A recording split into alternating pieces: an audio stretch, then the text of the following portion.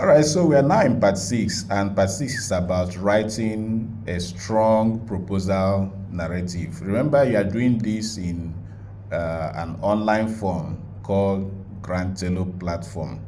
And there are specific questions that are asked in this form, and it is by answering these questions that you tailor your narratives to reflect all the things that we've discussed from beginning till now.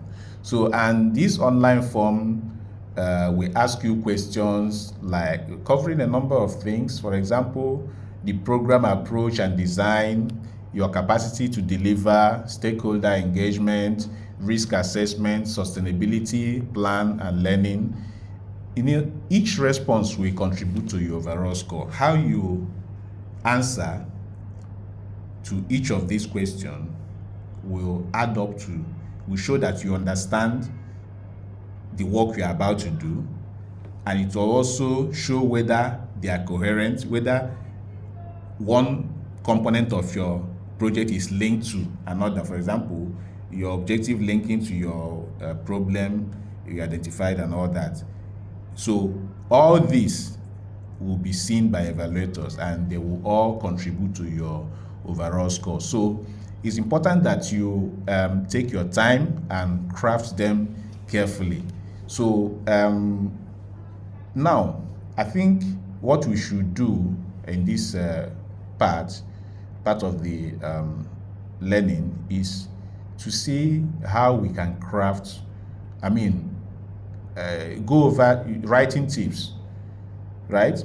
So let me give you some tips about how you can write your narrative successfully. One, don't use vague grammar. Don't even use big grammar at all, and don't make it vague. Always be clear. Use plain, direct language. Avoid technical jargon, right? Unless that maybe you can use some words that are that are normally used, maybe when it comes to vaccination or health issues, but don't just import any jargon and start including them in your narrative. And any claim you make, as much as possible, try to support them with data or short examples from your past work, right? It shows credibility. If your claim results from the work you've already done, cite them, give some details about that work. If your data result from probably the work that other people have done, maybe reports from the Primary Healthcare Development Agency and all that, just make references to them to make your claims credible. Always link back to those 4 priority areas that GAVI has identified. Make sure that all your narrative are linked back to them. Show that you are not deviating from those priority areas. You know why this is important? It's important because the truth is that funders are not giving you money to solve your problem. No. They are giving you money to solve their own problem that they've identified. They are the ones that define the areas that you should spend the money that they've given to you. It's not you. They didn't give you the liberty to say, oh, I want to use this money to train people on entrepreneurship. No, they define the areas that they want to fund. So that is their own area of impact. That's the area they want to make impact. So your role as the implementing partner is to support their own impact area. So that's why it's important that you don't deviate from their own priorities. Don't deviate. Even if their own priority is not your priority, find a way to align your mission with funders' priority, because they are the ones who know where they want to spend their money, right? So, but remember, whatever you do, be clear. Don't be complex. Don't sound too complex. Don't use unnecessary jargons.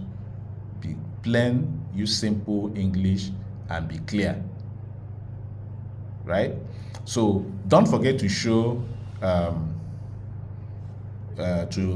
inclusion. For example, those cross-cutting areas like gender, mainstreaming, and also show that you are innovative, that you are doing something different. You don't have to just follow what everybody is doing. Maybe a particular way it has been done. After all, if the way things have been done before now are working, you won't have the problem that you are solving now. It doesn't mean that there have not been funding for immunization before now, but why are people not being reached? Why are the target population not being reached? It's because probably the approach has not worked. So you need to show innovation, that you have a different approach that works. And that is how you attract interest of the funders and help your proposal to stand out, right?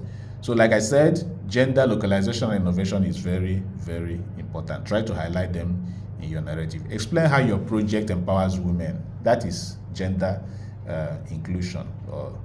Also include how the community will take ownership. What are some strategies in your implementation that ensure that community takes ownership for the purpose of sustainability? You understand? You can link it back to your local partners, and if there are other non-formal partners too that you are going to work with to sustain the project, just mention them, right? And also show how marginalized group, not just women, but are there other marginalized groups that are disproportionately affected by this problem of poor access to vaccination? How do you identify them and be sure that they are covered this time, because they are hardly reached before now? So how does your project ensure that this unreached population will be able to benefit this time? So that's it. And on the area of ownership, I think it's important that you demonstrate that your project will be led by local CBO. You are the recognized implementing partner, but the leadership of the local CBO is very important here. And they also show how community data can be verified. So these are some areas you need to give consideration. You can also highlight innovative aspects such as use of digital tools for tracking zero dose children, right? Yes, when we talk about innovation, it simply means what are you planning to do differently from the status quo? What makes your project standard? Is it just go and identify children and immunize them? If others have been doing that and somehow they are not achieving the expected result, how are you going to do things differently now to track? And this is where innovation comes in, right? So example of innovation you can use is using digital tools to track instead of using paper records. Are you going to introduce digital method of health recording? It's up to you to know the kind of innovations that you want to introduce. But the important thing is that there should be a new approach if you want to achieve results that others have failed to achieve, right? So finally, address risks and sustainability. Yes, in every project there are risks. You know what risks mean is that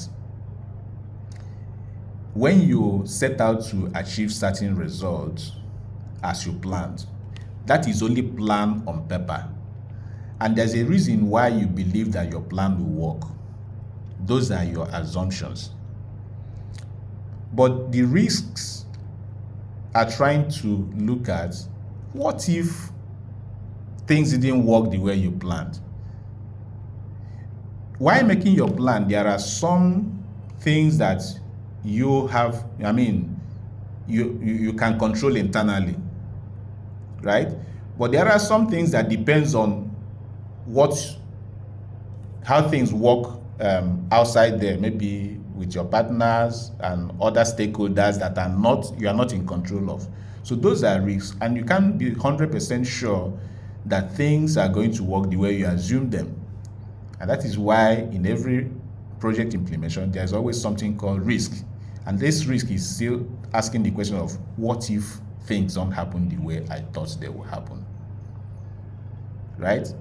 So the question is, what will you do at that point? And so identify your risks, identify your mitigation strategy if things don't work the way you planned. How do you backtrack and realign? That is, so some of the risks that you could identify include, it could be political instability. Yes, it could be insecurity. For example, you have planned your work. You know that there's a particular local government where you want to, where your work will take place. But there could be conflict or insecurity that place at the particular period that you want to go there. And you don't have control over it. So it's an external factor and it's a risk. Right? So the question you should be asked now, what if there is insecurity or political insecurity or instability in that area within the period? What do you do? I don't know, but identify your risks and propose what you will do if the unthinkable happens, right? So explain how your result will continue after the project ends. Of course, sometimes people don't look at the issue of sustainability as a risk, but it's also a risk because if your project ends, chances are that the funding is automatically stopping with the ending of your project.